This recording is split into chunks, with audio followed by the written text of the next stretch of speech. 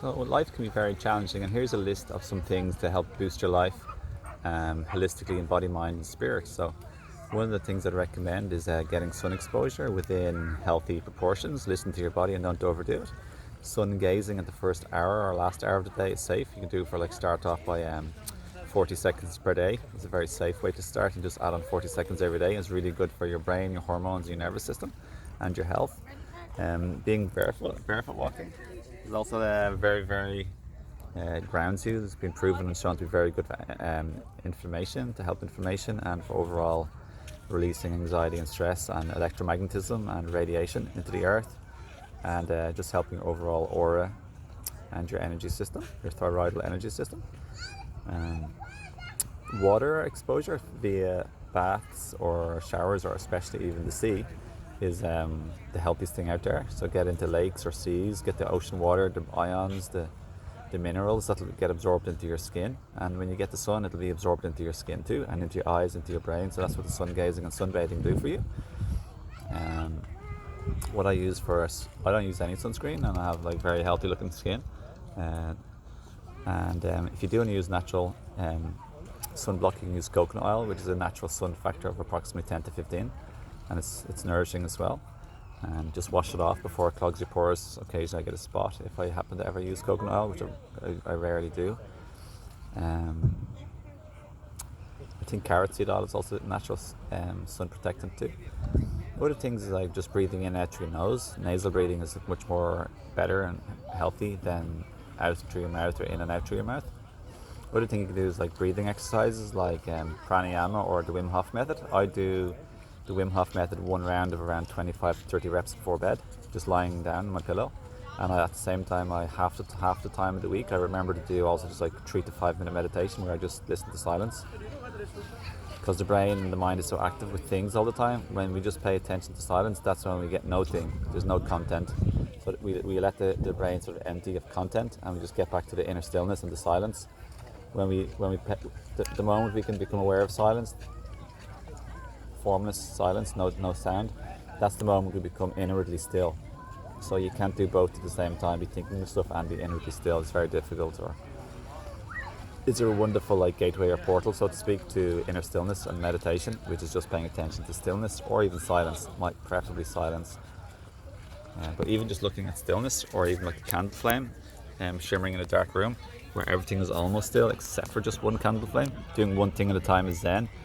And that's a very powerful thing to do as well. Just minimize and simplify. Okay. So all of these practices will help you to reduce anxiety, reduce stress, and find inner peace, calm, and healthy biochemical, brain, hormonal, and acid alkalinity balance, and get rid of the electromagnetic pollution as well. Being grounded, yeah. So it's all about finding balance and peace and harmony and ease and grace, physically, mentally, emotionally, spiritually, and creatively and socially. So look after your social needs, hang out in environments that soothe, nurture, and uplift you, and you feel safe instead of feeling unsafe in a particular place or environment or house or work where people aren't safe. You want to be hanging around with safe people who are wise and uplifting, possibly, and you on your path have to become a safe, wise, uplifting person. Otherwise, you won't be attracted to safe, wise, uplifting people and places.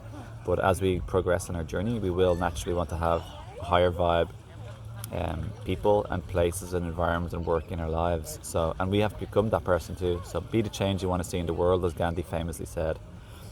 Another thing that can really help with our physical, mental, emotional, spiritual health and social health is herbs. I have a herb store called Higher Self Herbs. Okay. And there's a 20% discount one time, or as first time customers. It's just the code is new customer, but anyone can use it for one time, and it's 20% off. And there's Serenity, which is for sleep or for calming and relaxation and anxiety. We use day or night. It's actually my favorite formula ever of all the companies I've ever tried for sleeping, but it could also be used in the daytime for anxiety or relaxation or coming down off a stimulant. Speaking of stimulants, if you like your morning coffee or hot chocolate or tea, an option you can either add to or take instead of, or as you're weaning off a stimulant, is take my strength formula. You can check all the links down below. The strength formula is a Yang Jing activating one without being a direct adrenal stimulant. So it's really good. And then you can take rejuvenate to replenish and nurture and rebuild, like build up your adrenal glands. So that'd be rejuvenate. So rejuvenate is really good for your central nervous system and relaxation as well. It wouldn't be as strong. It's more rebuilding than serenity. Serenity is more calming and relaxing and sleeping, whereas rejuvenate is more rebuild, replenish the adrenal glands and certain hormones. So strength is activating like a coffee. So it's not as strong as a coffee at all, and it's way healthier, and it has multiple herbs in it that are good for multiple organ systems and organs. So yeah, that's really cool. The two best all-round herbs would be gynostemma and schisandra. They are triple treasured, which means they work on Shen, Qi, and Jing, which is related to longevity, basically our body, mind, spirit, emotional complex. So if you want to get any one single herb, go for like the mixture of or either or schisandra and gynostemma. And on the third one, additionally, which I should really throw in, would definitely be reishi, the number one most famously studied, sought after herb of all time, would be reishi. Gynostemma has more adaptogens than ginseng, like 3 times more. So gynostemma is a bomb, so is schisandra, and so is reishi. Absolutely amazing. So yeah, moving on to the next point. So what else can we do to support our health? Early nights, as early as possible.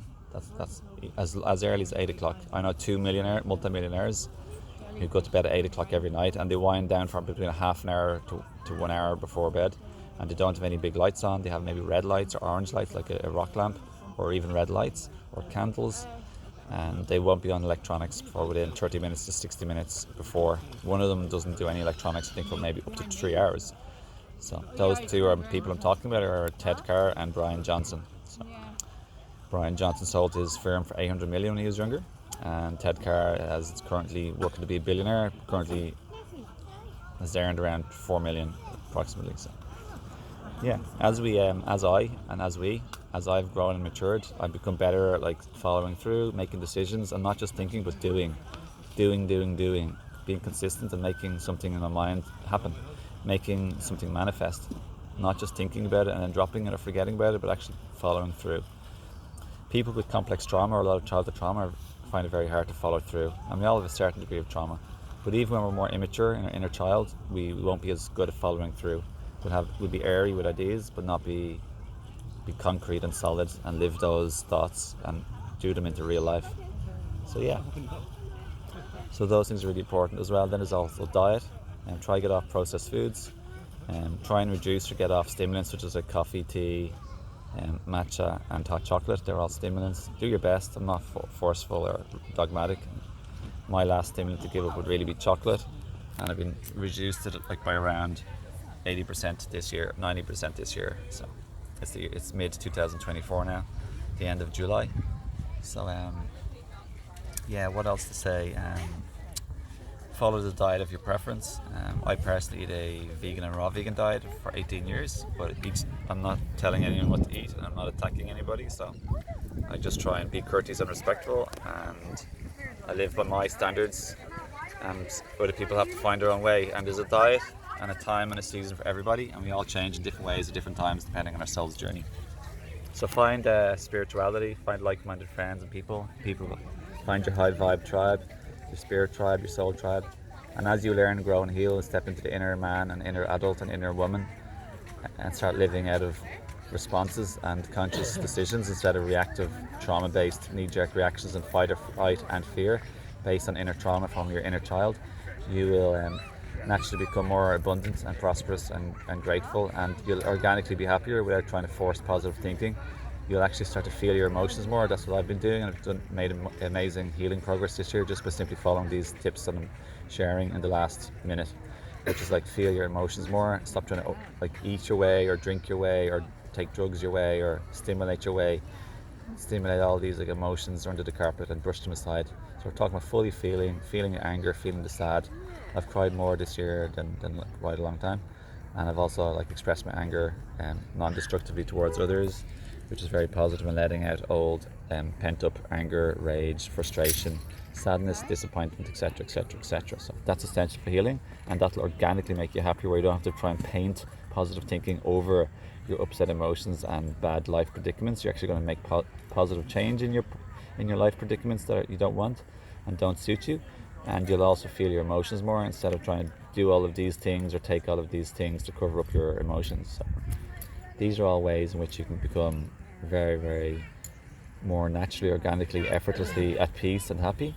And it's essential that you follow all of these points, especially relationally, socially, your partnership, your relationship, or your friends, or your family, or your work.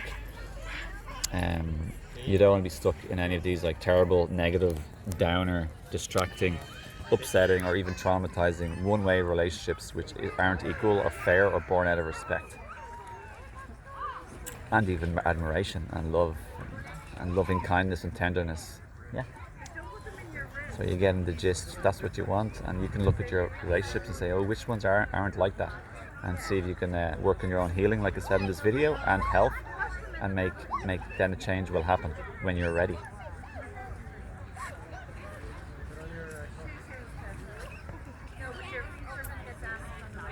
So yeah, what else I can think of? I can't really think of anything else right now. I think that's enough. Love and blessings, and for my 2 free books and free community, and any free little quick consultation, 15 minutes or a full consultation, or to buy my herbs as well, just click on the links below or pinned comment, and I'd love to hear from you, and we can get working on helping you progress and get the life that you really want, because you deserve it. Okay, blessings and love.